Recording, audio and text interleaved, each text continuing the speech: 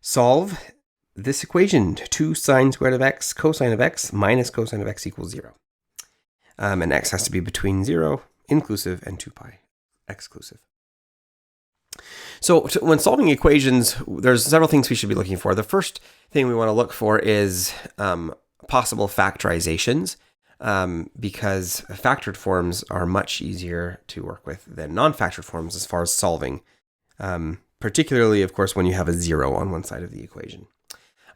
When you have your trigonometric functions, we're also going to be looking for identities if they can help us. Okay, so here, the first thing I see is that I've got cosine in both of these terms. So I'm going to factor it out. I'm going to factor cosine of x out. And I'm left with 2 sine squared of x.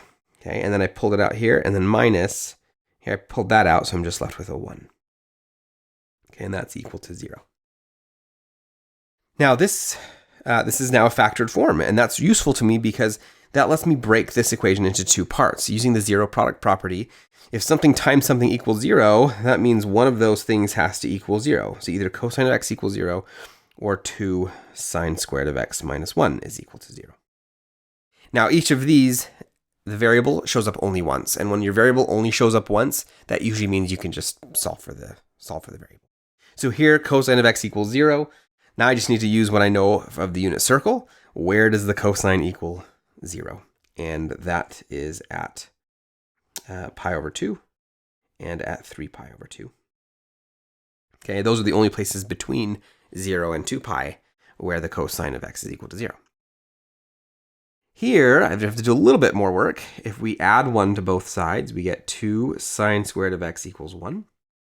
Divide by 2, we get sine squared of x is equal to 1/2.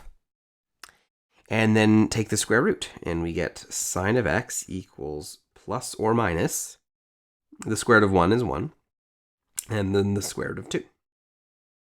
Now this may look familiar, but it's probably more familiar if you have a rationalized denominator. If you multiply numerator and denominator by root 2 over 2, we're just multiplying by 1 here, so it doesn't actually change anything. But it does change what it looks like. Now it's a root 2 over the square root of 2 times the square root of 2 is just 2. So we want to know, when is the sine of x equal to positive or negative square root of 2 over 2? And that occurs in 4 different places in the first revolution around the unit circle. That's at pi over 4, 3 pi over 4, 5 pi over 4, and 7 pi over 4. So those are all of our solutions. We've got 6 solutions to this equation.